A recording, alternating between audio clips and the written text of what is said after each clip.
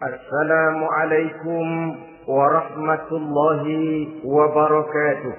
Waalaikumsalam warahmatullahi wabarakatuh. Bismillahirrahmanirrahim. Alhamdulillahi rabbil alamin. Wabihi nasta'inu ala umuri dunya waddin. والصلاة والسلام على أشرف الأنبياء والمرسلين سيدنا ومولانا محمد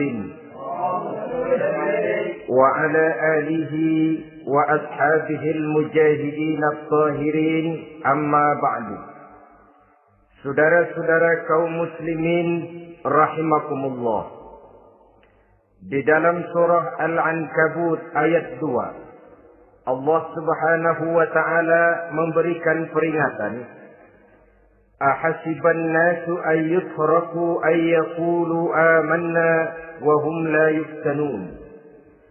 Adakah manusia menyangka bahwa mereka akan dibiarkan saja mengucapkan amanna, dibiarkan saja mengatakan kami beriman kepada Allah, wa hum la yuftanun, padahal mereka belum diuji lebih dahulu. Ini berarti apabila seseorang sudah berani mengatakan amanna, kami beriman kepada Allah, maka hendaklah ia bersiap-siap untuk menghadapi ujian.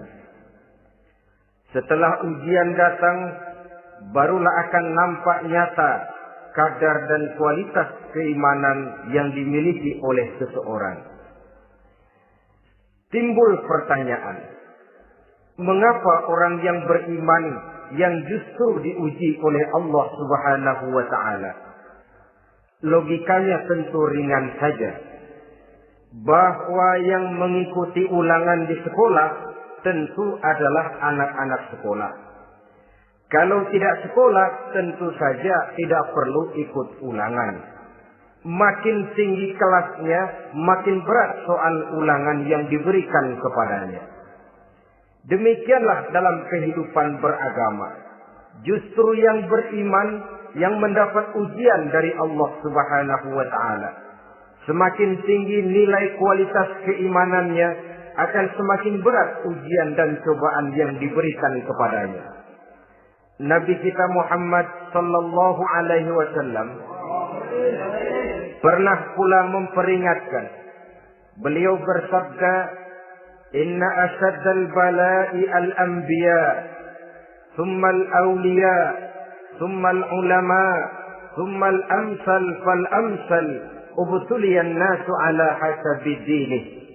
Sesungguhnya ujian yang paling berat adalah yang telah diberikan Allah kepada para nabi-nabi. Di bawah itu adalah para aulia, kemudian para ulama, bertahap ke bawah dan ke bawah, diuji setiap orang menurut keteguhan dan kekuatannya berpegang kepada agamanya. Jadi semakin teguh kita berpegang kepada ajaran agama, semakin dekat kita dengan aturan-aturan agama, semakin berat ujian dan cobaan yang datang menimpa kehidupan ini. Maka persoalan inilah yang akan kita bicarakan pada pertemuan kali ini, tentang cobaan-cobaan yang datang menimpa kehidupan kita. Pokok persoalannya adalah surah Al-Baqarah ayat 155. Allah Subhanahu wa ta'ala menjelaskan jenis-jenis ujian yang diberikan kepada kita orang-orang yang beriman.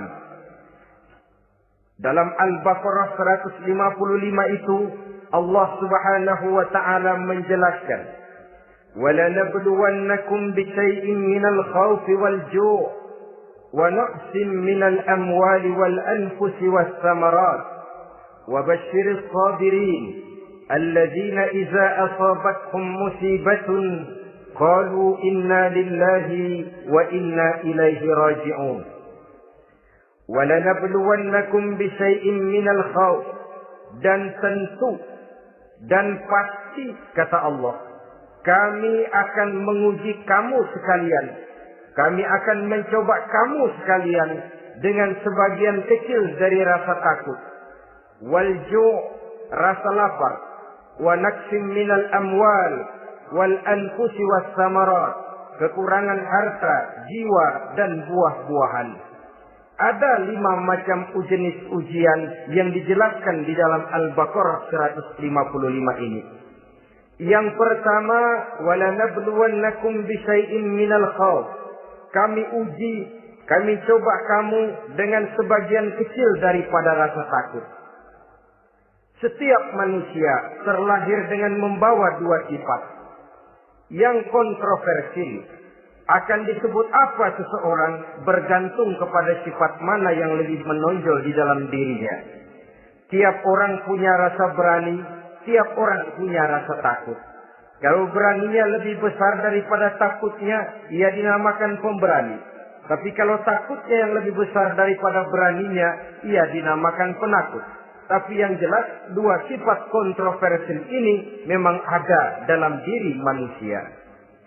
Akan diuji kamu sekalian dengan sebagian kecil daripada rasa takut. Takut yang kadang-kadang tidak beralasan.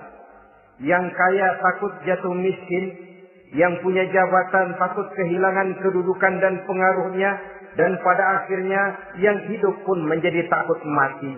Sesuatu yang sungguh tidak beralasan dan menimbulkan kegelisahan di dalam kehidupan. Mari kita lihat dampak yang ditimbulkan oleh rasa takut ini. Ada orang kaya yang takut jatuh miskin. Akibat rasa takutnya ini, pertama, ia menumpuk-numpuk harta sebisa-bisanya dengan menghalalkan segala macam cara. Tidak peduli halal haram, tidak ngerti hak batil, tidak tahu hak dan pantas dan ma'ruf munkar atau tercela. Yang penting ia bisa menumpuk-numpuk harta, menimbun-nimbunnya, tidak hanya cukup untuk dirinya sendiri. Kalau perlu anaknya sudah dipersiapkan untuk jadi orang kaya. Cucunya disiapkan jadi orang kaya. Anak cucunya, cucu-cucunya, seluruhnya. Dia takut jatuh miskin. Kemudian akibat dari rasa takut ini, ia pun terjebak ke dalam penyakit bakhil bin pelit alias kikir. Tidak sedikit pun tergerak hatinya untuk memberikan bantuan dan pertolongan kepada mereka yang memang memerlukannya. Termasuklah ia ke dalam apa yang diingatkan Allah. Allazi jama'a malan wa addadahu yahsabu anna malahu akhlada. Orang-orang yang menumpuk-numpuk harta kemudian menghitung-hitungnya. Dia menyangka bahwa hartanya akan dapat mengekalkan kehidupannya di dunia ini. Dia menyangka hartanya akan dapat mengekalkan kebahagiaannya di dalam kehidupan ini. Maka kerjanya hanya menumpuk dan menumpuk. Dan dia sangat takut untuk jatuh miskin. Saudara-saudara kaum muslimin rahimakumullah. Lalu yang kebetulan punya jabatan takut kehilangan kedudukan dan pengaruhnya. Maka ia akan melakukan segala cara dan jalan untuk menjaga keamanan dan ketenangan dari jabatan yang sedang didudukinya. Hilang kesadaran bahwa jabatan adalah amanah. Hilang pengertian bahwa kedudukan adalah alat untuk berbuat baik dan mengabdi kepada sesamanya. Yang ada pikirannya hanyalah bagaimana menjaga kedudukan dan pengaruhnya agar tetap ada dalam dirinya. Segala cara pun dilakukan dan kadang-kadang ia kehilangan kontrolnya. Kemudian pada akhirnya manusia pun dilanda oleh perasaan takut mati. Sungguh sangat tidak beralasan sama sekali. Karena mati adalah kewajiban dari semua yang bernama hidup. Dan Nabi mengingatkan, al-mautu babun fa kullun nasi dakhilu. Mati adalah merupakan satu pintu yang setiap orang akan masuk ke dalam pintu itu. Bahkan mati sesungguhnya bisa merupakan nasihat di dalam kehidupan kita.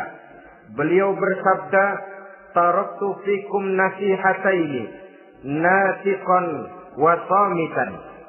Aku tinggalkan kepada kamu 2 macam nasihat. Pertama, nasihat yang pandai bicara, dan yang kedua, nasihat yang diam saja. Sahabat bertanya, nasihat yang pandai bicara itu apa ya Rasul? Beliau menjawab, Al-Quran. Kalau nasihat yang diam saja apa ya Rasul? Beliau menjawab, mau. Saudara-saudara kaum muslimin rahimakumullah. Yang kaya takut miskin. Yang punya jabatan takut kehilangan kedudukan dan pengaruhnya. Dan pada akhirnya yang hidup pun menjadi takut mati. Sesungguhnya takut-takut yang sangat tidak beralasan sama sekali. Jika orang kaya takut jatuh miskin, untuk itu kemudian dia menghalalkan segala macam cara untuk menumpuk kekayaan yang tidak akan habis dimakan selama 7 turunan. Kemudian diiringi dengan sifat bakhil, sifat tertutup, sifat berpangku tangan melihat kesulitan dan penderitaan orang lain.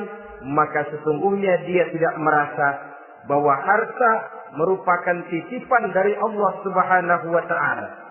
Bahwa ia merupakan alat dan bukan merupakan tujuan di dalam kehidupan ini.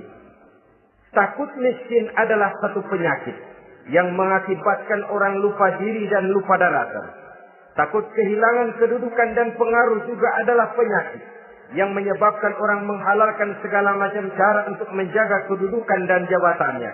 Dan takut mati juga sebenarnya sesuatu yang tidak beralasan. Sebab siapa yang berani hidup harus berani pula menghadapi mati. Yang takut mati tidak usah hidup saja.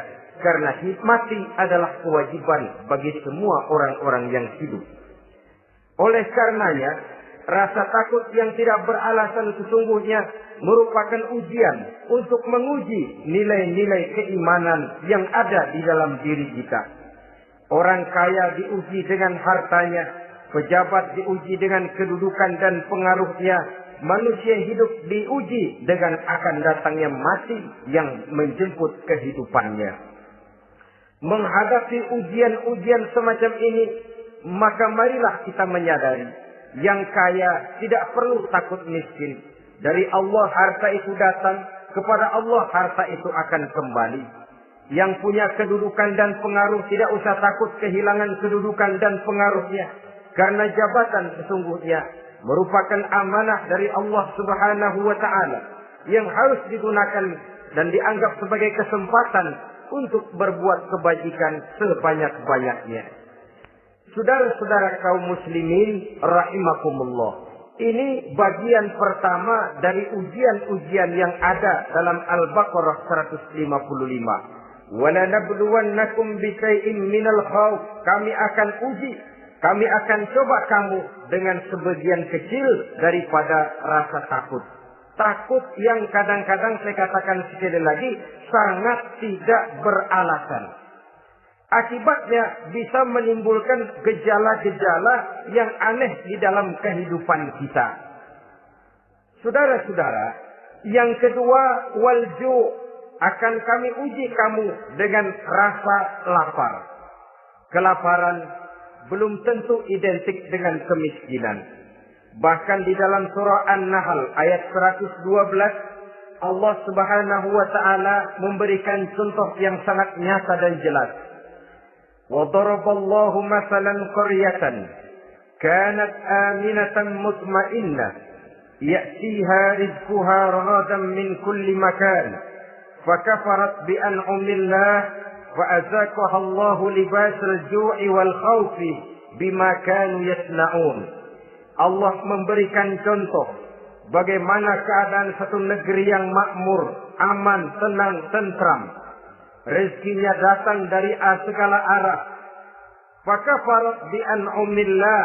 Tapi sayang sekali penduduknya kufur dengan nikmat yang diberikan Allah Subhanahu wa ta'ala kepada mereka. Akibatnya, fa'azaqahallahu libasal ju'i wal khauf.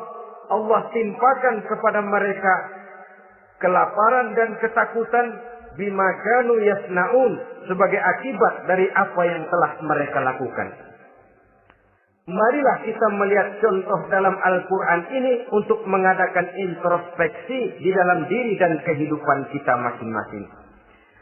Adalah satu keberuntungan bahwa kita sebagai manusia dijadikan Allah sebagai khalifahnya di permukaan bumi ini, yang ditugaskan untuk membudidayakan alam, mengelola dan mengambil manfaatnya bagi sebesar-besar manfaat di dalam kehidupan kita. Dijadikannya bumi untuk tempat tinggal kita sebagai hamparan di mana segala fasilitas dan kebutuhan hidup kita tersedia. Tinggal lagi kita pandai-pandai mengelolanya.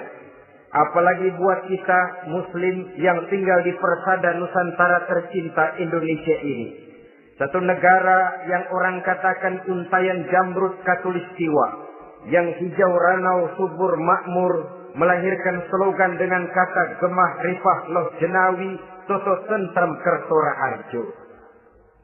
Negara yang demikian subur, negara yang demikian indah, negara yang demikian hijau ranau ini, apabila kita terkena fakafarat bi'an umillah, kufur kepada nikmat yang diberikan oleh Allah kepada kita, dia tidak akan mendatangkan ketenangan, dia tidak akan mendatangkan kesejahteraan, bahkan akan sangat boleh jadi akan menimbulkan kekacauan, ketidaktenangan, dan kelaparan di tengah negara yang subur makmur. Inilah yang sangat menyedihkan. Kenapa ini bisa terjadi? Fakafarat bi'an umillah, orang kufur terhadap nikmat yang diberikan Allah Subhanahu wa ta'ala. Diberikan negara yang subur, makmur, indah, hijau, ranau, tapi dikelola dengan cara yang brutal dan membabi buta. Menguras sumber daya alam melampaui sebagaimana yang seharusnya, sehingga memperkosa keadaan alam itu sendiri. Hutan dan belukar yang ditebangi secara liar dan sembarangan akan melahirkan gurun-gurun pasir yang gersang dan tandus. Sehingga dengan demikian maka akan mengakibatkan malapetaka bagi kehidupan manusia itu sendiri. Begitu juga percobaan-percobaan ilmu pengetahuan yang mengundang dan mengandung reaktor-reaktor nuklir akan memberikan luka kepada alam itu sendiri, yang mengakibatkan akan kembali kerugian kepada makhluk bernama manusia. Saudara-saudara kaum muslimin rahimakumullah. Jadi dengan demikian, di dalam satu negara yang subur, hijau, ranau dan makmur, bisa saja terjadi kelaparan apabila kita ingkar, tidak mau bersyukur terhadap nikmat yang diberikan Allah kepada kita. Kita kelola alam ini seenak perut kita saja dengan tidak memikirkan akibatnya di kelak kemudian hari nanti. Kita ambil satu contoh. Orang-orang tua kita dulu pada umur 60 tahun, 70 tahun, kalau dia menanam kelapa, orang lalu bertanya, kakek nanam kelapa untuk siapa nanti? Apa jawabannya? Untuk anak cucu saya. Umur 60 tahun atau umur 70 tahun, ia masih menanam pohon kelapa. Untuk apa katanya? Untuk anak cucu saya di belakang kemudian hari nanti. Orang yang bisa menanamkan sesuatu untuk generasi yang akan datang, itulah orang tua yang bijaksana. Tapi orang yang menanam sesuatu hanya untuk kepentingan dirinya sendiri saja, maka itulah orang yang hanya mementingkan diri sendiri atau orang egois. Tapi lebih celaka lagi, orang yang mau melakukan sesuatu yang akan meninggalkan akibat bagi generasi yang akan datang, akibat yang tidak baik, itulah orang yang aniaya, orang yang zalim di dalam kehidupan kita. Bumi, tempat di mana kita manusia tinggal, bukan satu wujud yang tanpa batas. Pernahkah kita membayangkan cuma satu bumi untuk dihuni oleh 5 miliar lebih dari makhluk bernama manusia, yang kadang-kadang pertumbuhan sarana untuk menunjang kehidupan tidak sepesat pertumbuhan jumlah makhluk bernama manusia itu sendiri. Oleh karena itu kita dituntut untuk pandai-pandai mengelola, membudidayakan alam ini dengan tetap menjaga keseimbangannya, sehingga bahaya kelaparan yang merupakan ujian di dalam kehidupan, insya Allah tidak akan kita temukan di dalam kehidupan kita. Saudara-saudara kaum muslimin rahimakumullah. Ini kelaparan dalam artian sebagai satu bangsa. Bisa juga kelaparan dalam artian dalam kehidupan pribadi daripada manusia. Hidup ini kata orang berjalan bagaikan roda pedati. Sekali tempo naik kita ke atas, lain saat turun kita ke bawah. Ada saatnya kita jaya, ada saatnya kita pun mengalami kemunduran.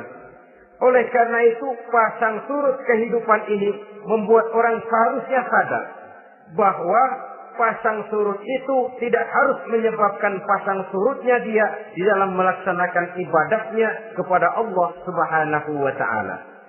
Kelaparan boleh jadi memang merupakan ujian untuk menguji nilai-nilai keimanan seseorang.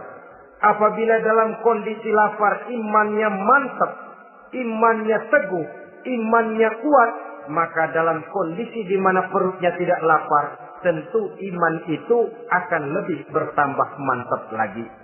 Kalau orang perutnya kenyang, kalau orang perutnya berisi penuh, lalu imannya stabil, kemudian pada saat kelaparan imannya pun mengalami penurunan, maka di situ nyata, di saat dia diuji dengan kelaparan, kualitas imannya ikut menyurut, mundur ke belakang, dan mengalami proses degradasi, proses peluncuran, dan penurunan.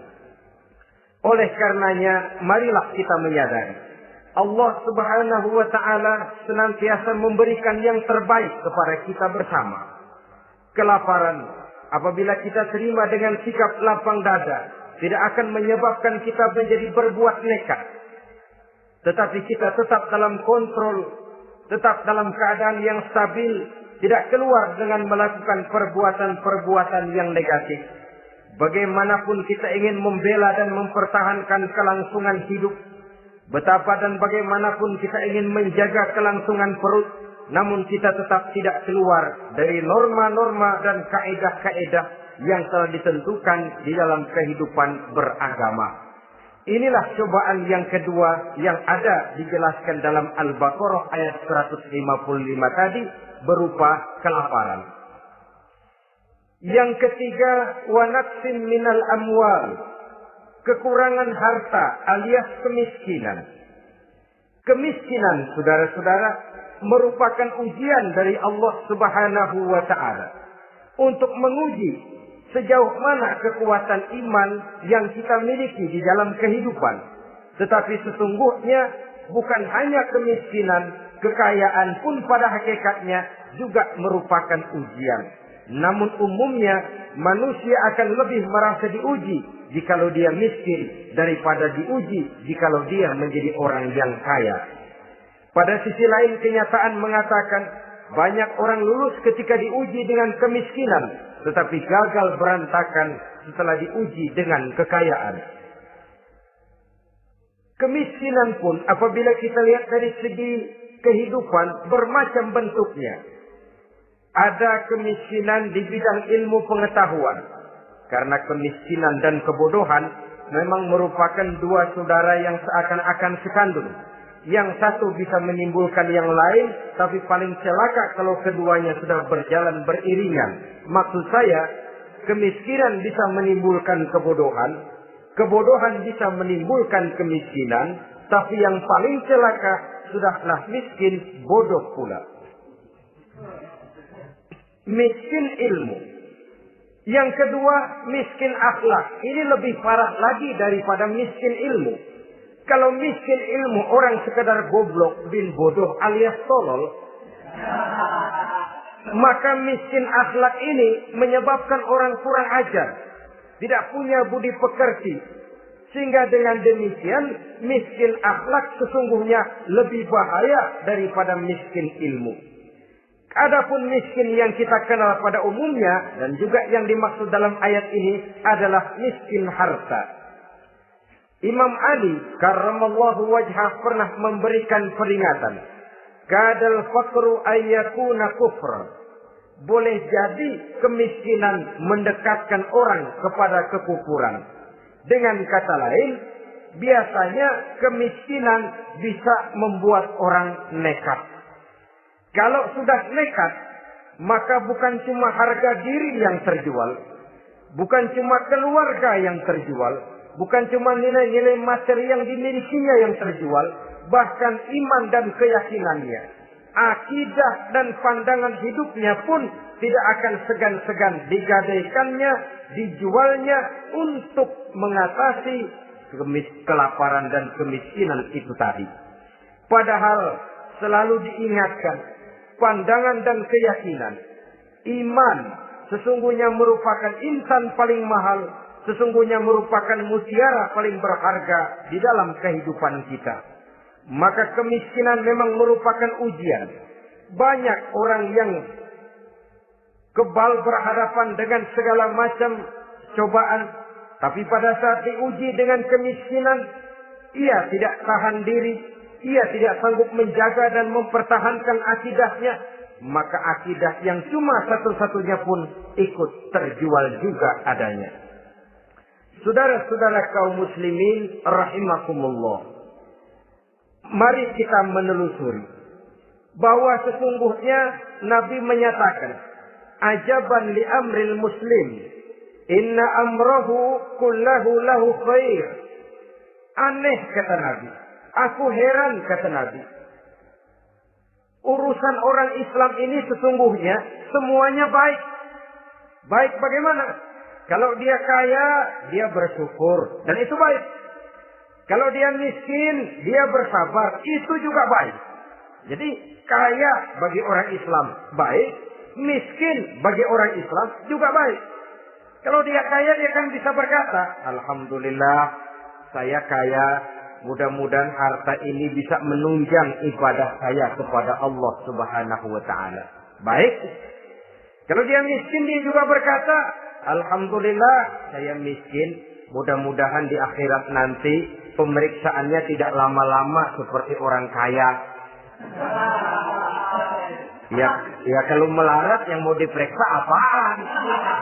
Memang nggak punya apa-apa. Yang kaya boleh jadi pemeriksaannya rada seret, banyak ikutannya. Saudara-saudara kaum muslimin, dua persoalan ini baik kalau kita tidak salah terima. Mana yang lebih baik? Tentu yang lebih baik menjadi orang kaya yang bersyukur. Dan itu memang wajar. Kaya, syukur. Miskin, sabar. Yang luar biasa kalau mau tahu, miskin, syukur. Kalau kaya, syukur memang mestinya. Miskin, sabar. Ya mestinya lah, miskin kagak sabar mau kemana? Tapi yang luar biasa sesungguhnya, miskin, syukur. Syukur bagaimana? Ya seperti saya katakan tadi. Alhamdulillah, mudah-mudahan di akhirat nanti pemeriksaannya tidak lama seperti orang yang kaya. Sehingga kata Nabi, setiap persoalan yang dihadapi umat Islam baik bagi dia. Miskin, baik. Kaya, baik. Asal orang tidak salah terima. Tapi sebaliknya, kalau salah terima, kaya, lupa diri. Miskin, lupa daratan. Pada posisi di mana dia sebenarnya tidak bisa menerima kenyataan dengan baik. Akhirnya kehilangan kontrol. Saudara-saudara kaum muslimin rahimakumullah. Karena itu pada pertemuan kali ini saya ingin mengajak kita bersama. Marilah kita menyadari betapapun kemiskinan yang datang menimpa, seluruhnya merupakan ujian yang datang dari Allah untuk menguji nilai-nilai keimanan kita. Jangan iman itu berubah, jangan akidah itu bergoyah, jangan keyakinan dan pandangan hidup itu tertukar dengan keyakinan dan pandangan hidup lainnya. Bahkan dalam kemiskinan, orang biasanya menemukan diri dan kepribadiannya. Dalam kemiskinan, orang bisa berjalan lebih lurus untuk mendekati Allah Subhanahu wa taala. Sesungguhnya kemiskinan bukan merupakan sesuatu yang harus kita takuti, apalagi kalau ia memang merupakan ujian. Kemiskinan yang merupakan ujian adalah kemiskinan yang akan berakhir dengan kebaikan. Saudara-saudara kaum muslimin, tapi jangan lupa membicarakan pokok persoalannya. Ini kalau kemiskinan menimpa orang-orang yang beriman, itu yang ujian. Kalau nggak beriman, melarat, bukan ujian, persekot.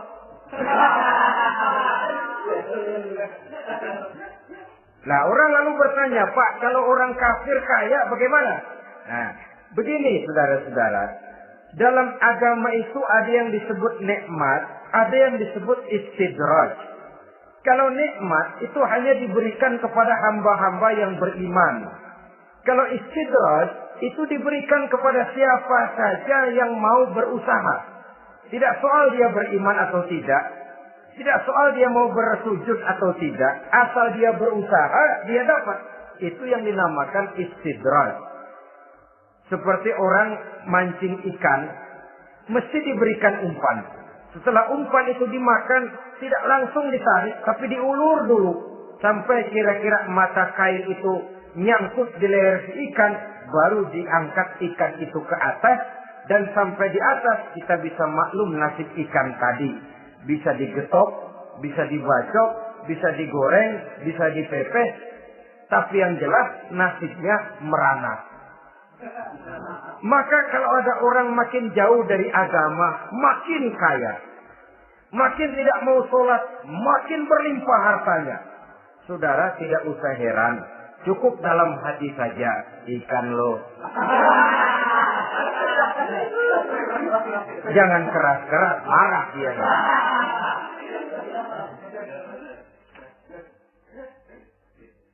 Kemiskinan apabila didasari dengan sikap keimanan merupakan ujian untuk menguji kualitas keimanan seseorang.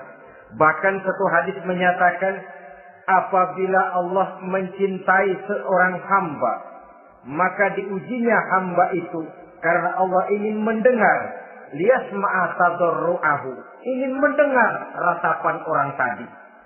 Sama juga kita, kadang-kadang karena cinta benar kepada anak kita yang mungil, suatu saat kita ingin mendengar dia nangis, kita cubit dia. Bukan karena gemes, bukan karena benci, ingin mendengar nangisnya kok indah begitu. Saudara-saudara kaum muslimin rahimakumullah. Jadi jangan sampai ada pertanyaan, saya kan sembahyang rajin banget, kenapa miskin ya? Apabila sekali lagi didasari dengan sikap keimanan, maka kemiskinan merupakan ujian. Dan tentu anak sekolah itu kalau lagi ujian berat, capek, sakit hati, peras keringat, banting tulang, kepanasan, kehujanan, kenikmatan baru akan dia rasakan pada saat terima rapot pengumuman kenaikan kelas. Di situ kenikmatannya terasa. Demikian menghadapi ujian, kita cuma mengeluh.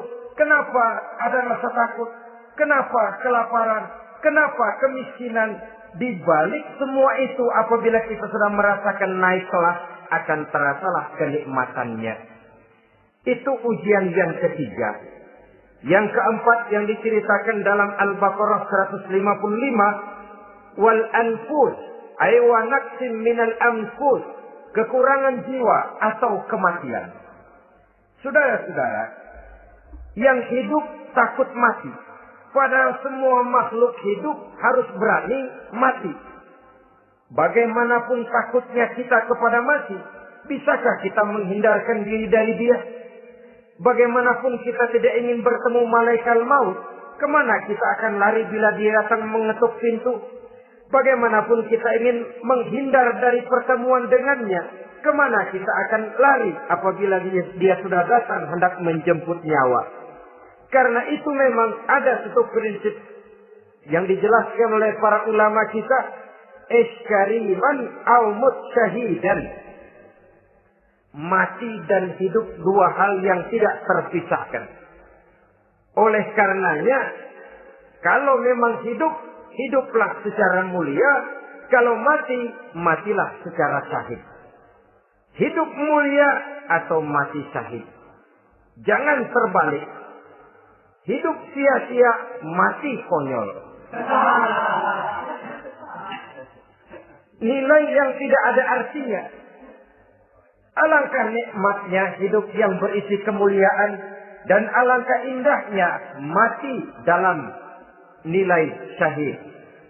Saya ingin menyegarkan ingatan saudara-saudara kepada sikap Nabi Allah Ismail alaihi salam ketika menghadapi keputusan dari Allah Subhanahu wa taala memerintahkan Nabi Ibrahim alaihissalam untuk menyembelih leher anaknya Ismail, yang ini berarti adalah kematian. Ketika datang perintah untuk menyembelih leher Nabi Ismail, Nabi Ibrahim berkata kepada putranya, "Ya bunayya inni ara fil manami anni azbahuka fanzur maza tara." Ananda Ismail, ayah mimpi diperintah oleh Allah untuk menyembelih lehermu. Menurut pendapatmu bagaimana mimpi ini, nak? Laksanakan atau tidak usah? Saya tidak sanggup membayangkan. Anak cuma satu-satunya. Sudah lama diharapkan.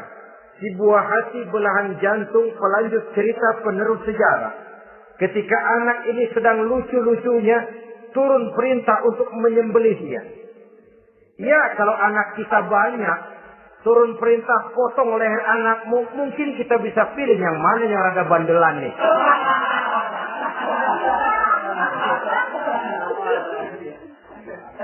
Tapi ini anak cuma satu-satunya. Lucu, sudah lama diharapkan. Dan memang itu juga merupakan ujian kepada Nabi Allah Ibrahim. Seolah-olah Allah berkata, "Hai Ibrahim, dahulu sebelum kau punya anak, kau memang cinta kepadaku. Sekarang setelah kau punya anak, masuk rasa cinta anak ke dalam hatimu. Buktikan Ibrahim, mana yang lebih besar, cintamu kepadaku, kata Allah, atau cintamu kepada anakmu. Sembelih leher anakmu." Ternyata kemudian sejarah menyatakan, Nabi Ibrahim cinta kepada Allah, beliau pun cinta kepada putranya. Tapi cintanya kepada Allah lebih besar daripada cintanya kepada putranya.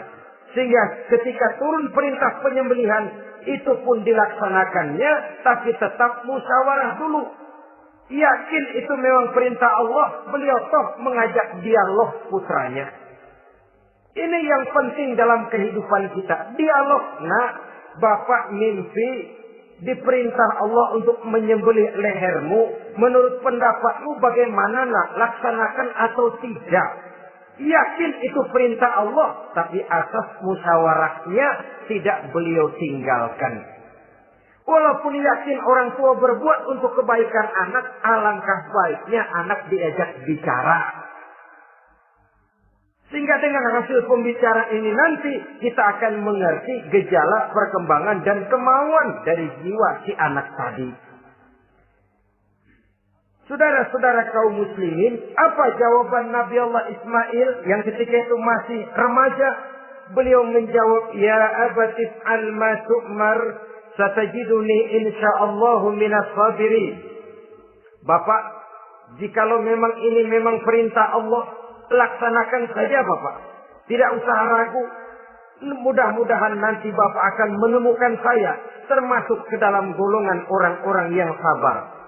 Ini pantulan doa Nabi Ibrahim dahulu ya, ketika meminta seorang keturunan yang merupakan anak yang soleh. Jawaban dari anak yang soleh. Kalau memang ini perintah Allah Bapak, laksanakan saja. Saya insya Allah termasuk ke dalam golongan orang-orang yang sabar. Kalau Allah memerintahkan Bapak untuk menyembelih leher saya, silahkan Pak. Saya ikhlas, saya ridho, saya rela untuk memenuhi perintah Allah Subhanahu wa Ta'ala. Ini jawaban anak soleh. Sebab itu sering saya katakan, kalau kita cuma punya anak pintar tidak soleh, mungkin jawabannya nggak begini. "Nak, Bapak diperintah motong leher kamu, nak. Bagaimana pendapatmu?" Mungkin dia jawab, "Bapak aja yang tuaan, Pak."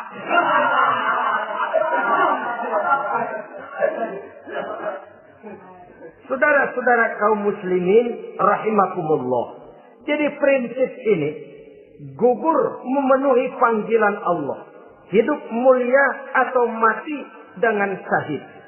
Dua pilihan yang harus dua-duanya bisa kita laksanakan. Iskariman au mutsyahidan. Kalau hidup, hiduplah dalam kemuliaan. Kalaupun mati, matilah sebagai syahid. Sebagai orang yang dikenang kebaikan dan kebajikannya. Sebagai orang yang dekat dan banyak berbuat untuk kepentingan agamanya. Jangan tidak tercapai kedua-duanya. Hidup tidak punya nilai, mati pun tidak punya arti. Sia-sia semuanya. Kita masih hidup, orang anggap nggak ada. Dalam istilah tauhid disebut wujuduhu ka'adamihi. Adanya sama dengan tidak adanya. Dia sih ada apa nggak ada sama, gitu-gitu juga. Alangkah ruginya kalau ada kita dianggap sama dengan tidak ada. Apalagi kalau kita sudah tidak ada, ya tidak ada beneran. Iskariman au mutsyahidan. Hiduplah mulia atau matilah sebagai syahid. Saudara-saudara kaum muslimin rahimakumullah. Mati sesungguhnya juga merupakan ujian. Untuk menguji sejauh mana persiapan yang sudah kita lakukan di dalam kehidupan ini untuk menyambut. Dan tidak cuma sekedar untuk menyambut, tapi juga untuk mengarungi kehidupan sesudah kematian itu sendiri.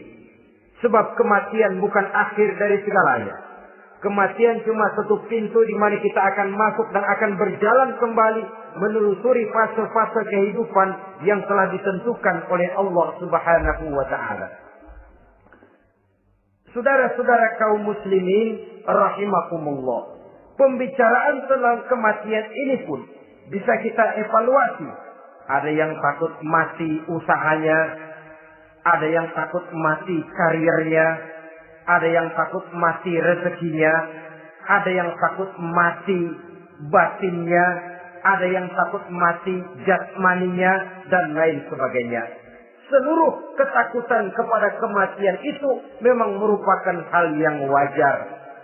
Ada yang takut mati usahanya,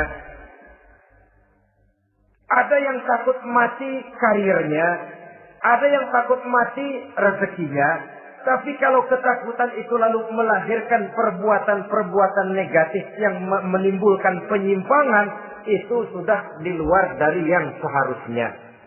Kematian merupakan ujian. Menghadapi segala macam ujian termasuk kematian ini akan kita bicarakan pada bagian penutup nanti. Yang kelima, saudara-saudara, ujian yang dijelaskan dalam Al-Baqarah 155 tadi, wa naqsin minas samarat, kekurangan buah-buahan. Kekurangan buah-buahan bisa berarti paceklik. Ini juga bisa diakibatkan oleh apa yang dijelaskan dalam An-Nahl 112 tadi. Orang kufur kepada nikmat yang diberikan Allah Subhanahu wa taala. Orang jauh dari petunjuk-petunjuk agama. Merasa segala persoalan bisa dipecahkan dengan kemampuan otaknya. Hilang rasa ketergantungannya kepada Allah Subhanahu wa ta'ala. Maka usahanya bisa berakhir dengan yang tidak diharapkan. Sudah bikin target. Tahun ini kita bakal panen raya besar. Tahu-tahu tikus ngamuk. Habis padi digarap oleh tikus, panen bisa gagal. Bahkan beberapa tahun yang lalu, kita masih ingat bagaimana ulat-ulat menyerbu pohon-pohon jambu. Ribuan batang pohon jambu. Ribuan pohon-pohon jambu itu mati. Lalu jambu-jambu itu tidak bisa lagi dimanfaatkan dalam kehidupan. Tikus yang menyerbu sawah. Ulat yang menyerbu pohon-pohon jambu, angin topan, puting beliung, gempa bumi, itu sudah proses-proses di luar kemampuan manusia untuk mendeteksinya. Disinilah manusia harus sadar bahwa setelah ia berusaha dan berusaha sesuai dengan keterikatannya kepada hukum alam, kepada sunnatullah, maka ia harus punya sandaran vertikal kepada Allah Subhanahu wa ta'ala. Agar bila usahanya berhasil, dia tidak lupa diri dan lupa daratan. Dan apabila usahanya kemudian ternyata gagal, dia tidak menjadi putus asa, buruk sangka, sempit hati, sempit pandangan. Cobaan datang dari Allah Subhanahu wa ta'ala berupa kekurangan buah alias paceklik. Saudara-saudara, menghadapi cobaan dan ujian yang saya katakan tadi, 5 macam ini, apa konsepnya, apa jalan keluarnya? Ayat selanjutnya dalam kalimat tadi menjelaskan, wabasyiris sabirin, menghadapi ujian-ujian dalam hidup, baik rasa takut, kelaparan, kemiskinan, kematian, kekurangan harta, kekurangan buah-buahan. Wabasyiris sabirin, gembirakan orang-orang yang sabar. Menghadapi segala macam ujian tadi, gembirakan orang-orang yang sabar. Siapa orang yang sabar itu? Alladzina iza asabathum musibatun qalu inna lillahi wa inna ilaihi raji'un. Yaitu orang-orang yang apabila menghadapi ujian, ditimpa musibah, mereka berkata, sesungguhnya kami berasal dari Allah dan sesungguhnya kepada Allah pula kami akan kembali. Bukan cuma sekedar ucapannya, tapi penghayatannya kepada filsafat yang terkandung di dalam kalimat itu tadi. Maka jadilah dia semacam lipstik, jadilah dia semacam dekorasi. Apabila kita berjanji dan dalam hati kita sudah ada kemungkinan besar kita tidak akan datang, kita tetap menggunakan kata-kata insya Allah. Padahal yang jelas tidak akan mau datang adalah kita. Kita sandarkan dan kita kembalikan itu kepada Allah. Sesungguhnya kami berasal dari Allah. Sesungguhnya kepada Allah juga kami akan kembali. Bukan cuma sekedar ucapannya, tapi juga penghayatan kepada filsafat yang terkandung di dalamnya. Kalau suatu saat kita harus kehilangan harta yang kita miliki, kenapa tidak berpikir inna lillahi wa inna ilaihi raji'un? Bahwa dulu pun ketika lahir ke dunia ini, tidak ada harta yang saya bawa. Kalau sekarang harta itu hilang, inna lillahi wa inna ilaihi raji'un. Itu yang saya maksud. Kalau sekarang, kalau suatu saat kita harus melepaskan pangkat jabatan yang kita sayangi, kenapa kita tidak kembali kepada inna lillahi? Dulu pun ketika waktu lahir ke dunia ini, tidak ada pangkat dan jabatan yang saya bawa. Kalau sekarang harus pensiun, inna lillahi wa inna ilaihi raji'un. Ini kadang-kadang enggak. Dengar mau mutasi, mau pensiun, mulutnya inna lillahi, tapi gerbek-gerbek dukun diusut.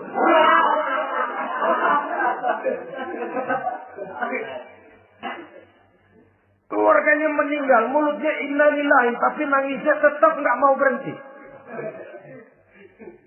Bukan cuma sekedar ucapannya, tetapi penghayatan kepada nilai dan filsafat yang terkandung di dalam kalimat inna lillahi itu. Sesungguhnya segalanya saja berasal dari Allah. Segalanya saja akan kembali kepada Allah Subhanahu wa ta'ala. Kalau ini yang kita jadikan landasan, maka sesungguhnya menghadapi berbagai ujian ini, kita tidak akan salah tingkah. Tidak akan salah tingkah, tidak akan salah sikap.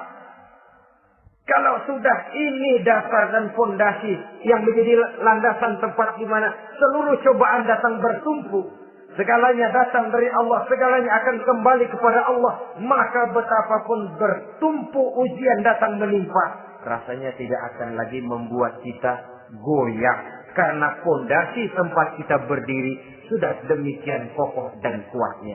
Dan fondasi itu inna lillahi wa inna ilaihi raji'un. Segalanya datang dari Allah. Segalanya akan kembali kepada Allah Subhanahu wa ta'ala. Keyakinan ini memberikan kelapangan jiwa. Dari kelapangan jiwa maka akan tertuang ketenangan dan ketentraman. Jauh dari stres, jauh dari darah tinggi, jauh dari bingung, jauh dari rasa takut, segalanya sudah kita kembalikan kepada Allah Subhanahu wa ta'ala. Saudara-saudara kaum muslimin rahimakumullah.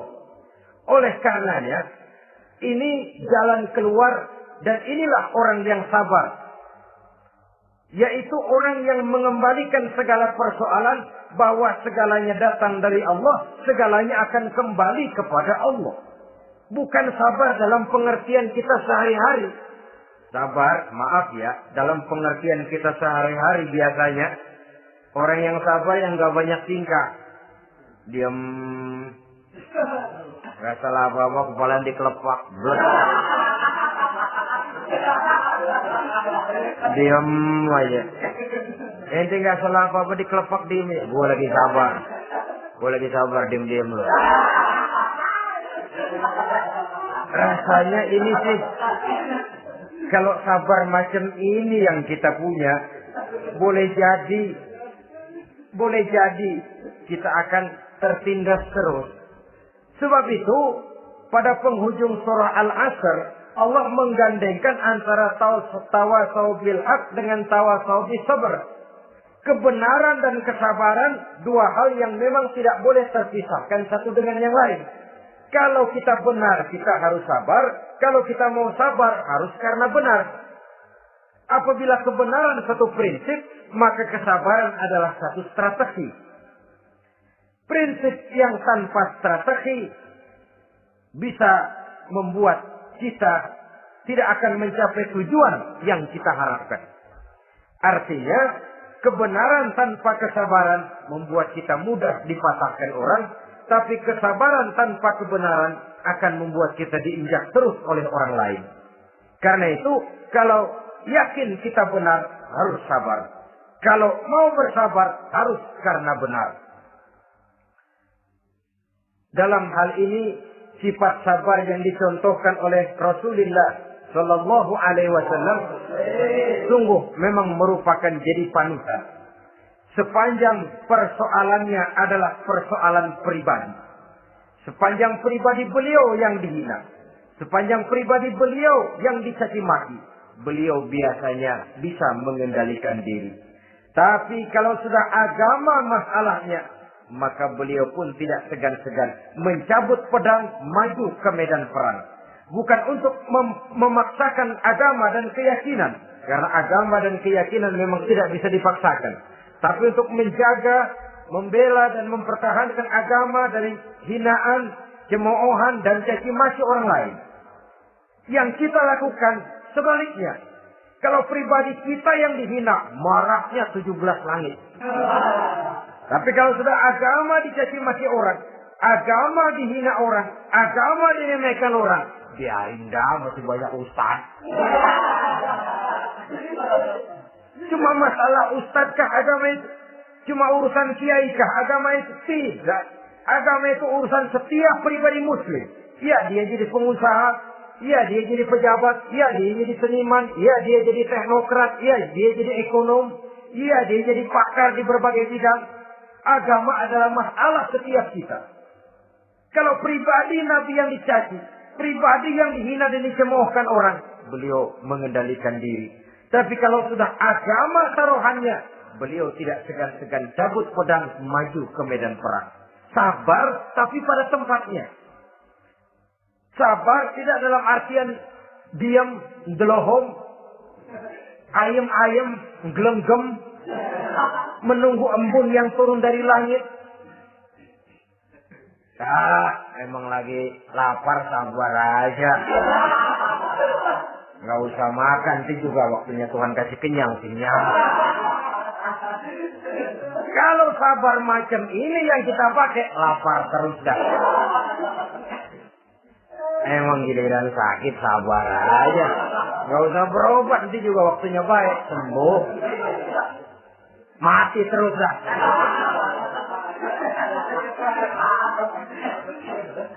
Ya, perkara ada orang sakit tidak berobat sembuh, itu hak Allah. Tapi tidak boleh kita jadikan sandaran, apalagi kalau makom kita dengan Allah masih sedemikian jauhnya. Itu hanya ucapan dari orang-orang yang makom dia dengan Allah itu sudah tidak ada jarak. Permohonannya dipenuhi, kehendaknya dituruti, sebab dia dengan Allah sudah sedemikian dekatnya. Kalau kita masalahnya, yang antara kita dengan Allah ini dilapisi oleh dosa dan kesalahan yang kita kerjakan sendiri, rasanya kita masih harus banyak berbuat sesuai dengan keterikatan kita kepada sunnatullah itu. Orang yang sabar adalah orang yang sadar kepada hakikat dan filsafat yang terkandung di dalam kalimat inna lillahi wa inna ilaihi raji'un. Segalanya datang dari Allah, segalanya pun akan kembali kepada Allah. Harta yang hilang tidak membuat kita gundah, pangkat yang harus kita tanggalkan tidak membuat kita kecil hati dan tidak akan meninggalkan medan pengabdian. Kenapa? Kita cuma menganggap itu satu titipan. Lain kalau kita anggap itu punya kita. Jabatan punya kita. Nah, itu yang kita suka wangkeng. Saudara-saudara kaum muslimin, kesimpulannya, banyak cobaan-cobaan dalam hidup. Yang dibicarakan dalam Al-Baqarah 155 ini, sebagian kecil dari rasa takut, kelaparan, kemiskinan, kematian, dan kekurangan buah-buahan. Menghadapi segala macam ujian tadi, kembalilah kita kepada dasar inna lillahi wa inna ilaihi raji'un. Segalanya datang dari Allah, segalanya pun akan kembali kepada Allah. Semoga dengan sikap ini, kita akan lapang dada menghadapi ujian dan akan semakin tangguh iman dan akidah kita menghadapi cobaan yang datang menimpa. Inilah pertemuan pada kali ini. Semoga ada manfaatnya. Terima kasih atas segala perhatian. Mohon maaf atas segala kekurangan. Usikum wa nafsi bitaqwallah. Wassalamualaikum warahmatullahi wabarakatuh. Waalaikumsalam.